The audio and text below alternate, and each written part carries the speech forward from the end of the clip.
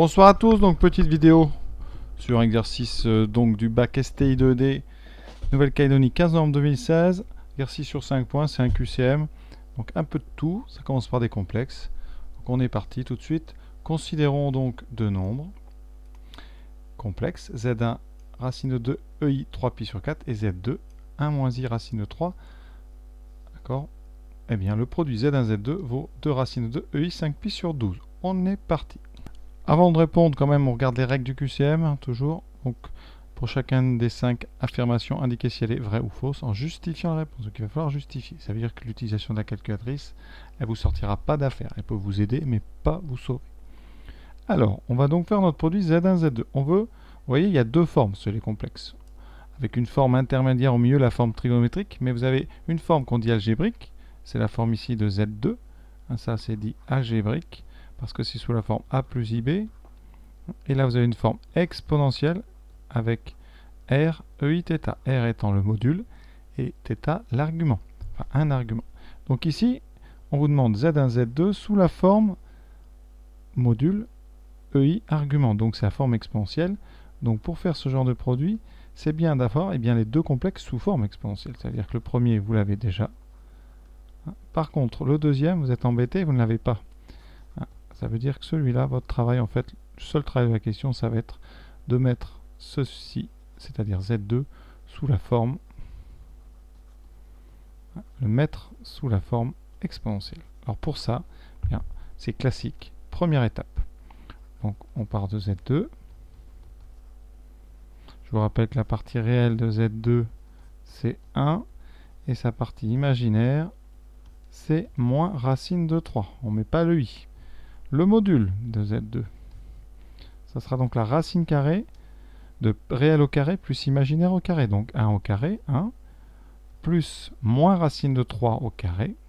Attention, le moins au carré va disparaître. Il vous restera racine de 1 plus 3 égale racine de 4 égale 2. Une fois que vous avez ça, deuxième étape, on factorise par 2, par le module. Ça donne 1 demi moins i racine de 3 sur 2. À cette étape-là, obligatoirement, le module ici du complexe qui est entre parenthèses vaut 1. Donc ça, c'est un EI θ. Il faut donc trouver le θ. Alors votre θ, il a une particularité. Son cosinus vaut 1 demi, c'est la partie réelle, et son sinus vaut moins racine de 3 sur 2. On cherche aussi sur le cercle trigonométrique. Si vous ne trouvez pas, vous utilisez la machine en utilisant cosinus moins 1. Mais 1 demi pour un cosinus, vous êtes à pi sur 3. Mais comme ici le sinus est négatif, vous serez en dessous, donc moins pi sur 3. Donc, votre θ, c'est moins pi sur 3, modulo 2pi. Conséquence d'en haut, qu'est-ce qu'on vient de faire? Eh bien ici, vous venez de montrer que Z2, c'était donc 2e moins i pi sur 3. Ça, c'est très très important. Parce qu'on va le mettre en haut. Alors, sur votre copie, vous rédigez ça après.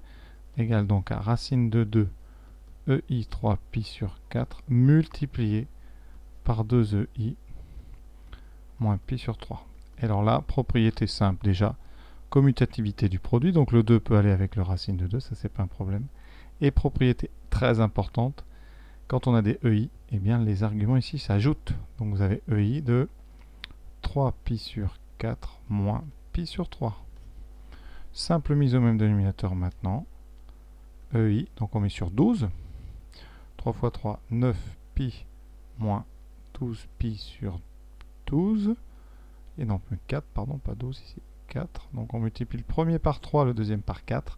9 pi moins 4 pi, ça fait 5 pi sur 12. Donc c'est racine de 2. EI 5 pi sur 12. Donc c'est ce qu'on nous donnait était vrai. Donc première réponse, c'est une réponse qui est vraie. Voilà. Intéressant, ça permet de réviser les petites notions sur écriture algébrique et exponentielle. Deuxième affirmation, une équation différentielle. Donc vous avez y seconde plus 4y égale 0. Et on veut une solution qui vérifie f de 0 égale moins 1 et f' de 0 égale 2. Voilà. Premièrement, donc la solution déjà, elle est dessinée. Donc est-ce que f de 0 égale moins 1?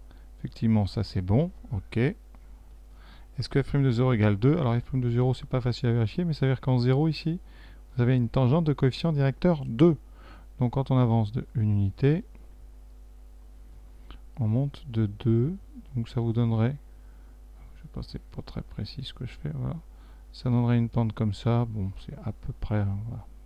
Ça m'a pas l'air très juste, mais bon, on va s'en contenter, la précision du graphique n'étant pas extraordinaire. Alors ce qu'on peut, c'est résoudre les quadifs. Hein, vous savez. Alors, y seconde plus 4y égale 0, quelle est la solution d'une équadif de ce genre? Alors d'après le cours, ici, on a une équation différentielle du type y seconde plus 4y, donc 4 c'est oméga carré, donc oméga vaut 2. Donc les solutions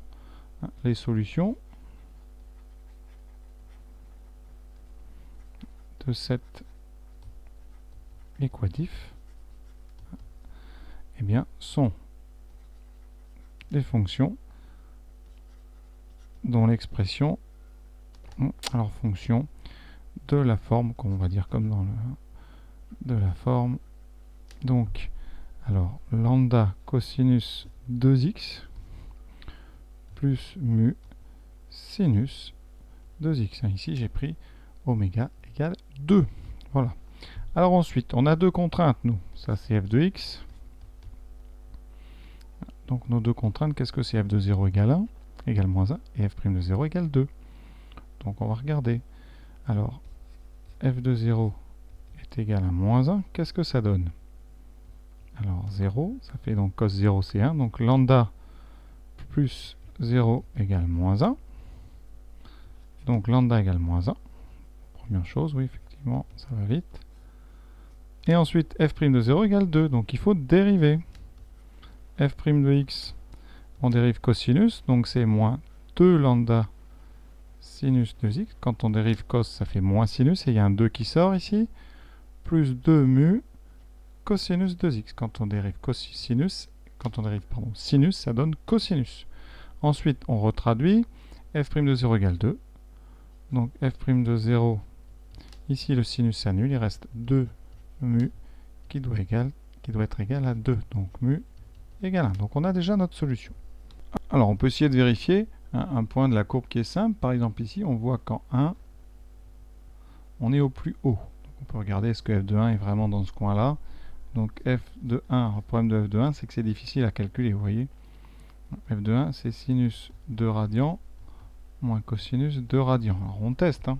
Alors, vous voyez, sinus 2 moins cos 2, ça fait 1,32. Là, on est loin du compte, je pense, sur cette courbe. Hein. Alors, ce qu'on peut faire, c'est aussi tracer sur la machine, hein, pour voir un petit peu. Mais à part bien trouver des valeurs qui ne coïncideraient pas, hein, on peut regarder, par exemple, le maximum de cette courbe, à la rigueur. Ici, on voit un maximum qui est plus grand que 2. Alors, autre façon de montrer. Hein, sur la courbe, on voit sur la courbe un maximum supérieur strictement à 2. Vous voyez, le point que vous avez ici a une ordonnée plus haute que 2. Or, eh bien, sinus x est toujours entre moins 1. Donc, sinus 2x est entre moins 1 et 1. Cosinus 2x est entre 1 et moins 1, d'accord? Donc, quand vous faites la soustraction, alors ici, ça veut dire que moins cos est aussi entre moins 1 et 1. Alors, cette conséquence, eh bien ici, vous avez f de x qui est obligatoirement plus petit que 2. Il ne peut pas être plus grand parce que le maximum de sinus 2x c'est 1 et le maximum de moins cos 2x c'est 1. Donc au plus fort, f de x fera 2. Et sur la courbe ici, on voit que f de x est plus grand que 2, donc c'est faux. Alors je reviens sur mon premier indice, qui était la tangente. Alors si vous tracez ici la tangente en 1, alors elle était quand même plus... Elle est, on va dire, comme ça. Son coefficient directeur, quand on avance de 1, donc 1 c'est ici, donc vous avancez ici de 1. Puisqu'on veut une solution dont f' égale 2, ça veut dire que vous devez monter de 2. Et quand on monte de 2, on n'arrive que ici. Donc, d'après moi, la tangente n'est pas assez pentue. C'est un argument un petit peu trop rapide. Donc, ce qu'on pouvait faire, effectivement, vous voyez, c'est trouver la solution. On a bien donc une solution de y seconde plus 4y égale 0. On l'a trouvé. F de 1 ne correspond pas. On voit aussi que le maximum est beaucoup trop grand sur la courbe. Le minimum aussi d'ailleurs est beaucoup trop petit. Donc ça fait beaucoup de choses. Vous choisissez l'argument qui vous paraît le mieux. Hein. Intérêt surtout pour le bac, c'est de réviser un petit peu la résolution d'une équation, vous voyez, du différentiel du second ordre. Donc voilà tout ce que je peux vous dire sur cette affirmation 2. Mais quand même, c'est pas si évident que ça. Affirmation 3, une petite équation à résoudre, donc on va la résoudre. Alors, il y a deux façons de faire. Quand on vous dit la solution est, alors vous pouvez déjà vérifier, hein, ça c'est peut-être la première chose que j'aurais dû faire, c'est vérifier que E5-3 est solution. Donc on remplace x par E5-3. Donc, on calcule, alors normalement ça doit marcher, sinon ça serait trop facile. Ça fait donc ça plus 3. Donc ça fait ln de E5, ln de E5 ça fait 5, donc ok. E5 moins 3 est solution. Ce qui ne signifie pas que c'est la solution, il peut y avoir plusieurs solutions. Donc question, est-ce la seule solution? Et donc on est obligé de résoudre. Vous voyez, donc on va résoudre.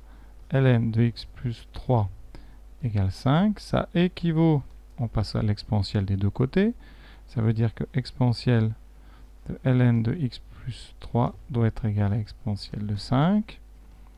Ici, ça donne x plus 3 égale E5. Un exponentielle n se compense. Et donc, x égale E5 moins 3. Donc, c'est la seule solution. Donc, c'était vrai. Cette affirmation est vraie. Quatrième question. On va réviser la loi exponentielle. Donc, la loi exponentielle de paramètre lambda. Alors, il y a du cours qui vous dit que le paramètre, la moyenne d'une loi donc exponentielle, ici je vais l'appeler x, c'est l'inverse du paramètre. Ça c'est du cours, c'est à connaître. Donc ici, votre paramètre c'est lambda égale 0,000125. Donc normalement, vous trouvez ici 0,0000125. Alors, on va inverser, on calcule. Voilà, vous voyez que la calculatrice, on trouve 8000. Voilà. Donc la moyenne n'est pas 1250, mais 8000 heures. Donc voilà, conclusion, l'affirmation, elle est fausse. En tout cas, c'est vraiment une petite révision rapide du cours. Hein. Moyenne égale inverse du paramètre. Cinquième question, une primitive. On vous demande si la fonction ici, dont on vous donne l'expression, est primitive de ln. Alors vous avez juste à faire une chose, c'est à dériver ici, grand F. Donc grand F est dérivable parce que grand F donc, est dérivable comme somme et produit de fonctions dérivables, comme somme et produit de dérivables sur ici donc 0 plus infini, parce que ln lui c'est le seul n'est dérivable que sur 0 plus infini ouvert. Et alors f', comment on le dérive? Alors vous avez une partie ici xln, donc on va dériver à côté. Donc comment on dérive xln? C'est un produit u fois v, avec u qui vaut donc x et ln, et v qui vaut ln. Vous aurez besoin de u' et de v'. Dérivée de x, 1, dérivée de ln, 1 sur x. On applique la formule d'un produit, dérivée d'un produit. C'est u'v plus uv'. Donc ici, vous trouvez comme dérivée x fois 1 sur x. Alors je l'ai fait dans le mauvais ordre, on me l'a déjà reproché, mais ça ne change rien. On va faire d'abord u', donc une fois ln,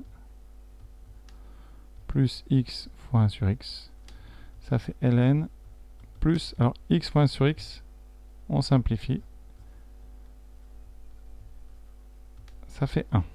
Voilà, on a presque fini. Donc pour dériver grand F, on a donc dérivé x ln de x qui nous donne ln de x plus 1. Ensuite on dérive moins x, ça donne moins 1. On dérive plus 2, ça donne 0. Il nous reste donc, vous voyez, ln de x. Conséquence, donc, la dérivée de grand F, c'est petit f de x. Donc grand F est une primitive de petit f.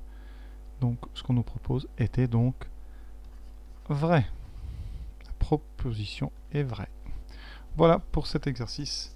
Hein, et bonne continuation. De toute façon, la plupart de ceux qui verront cette vidéo passeront le bac demain, je crois. Donc bon courage.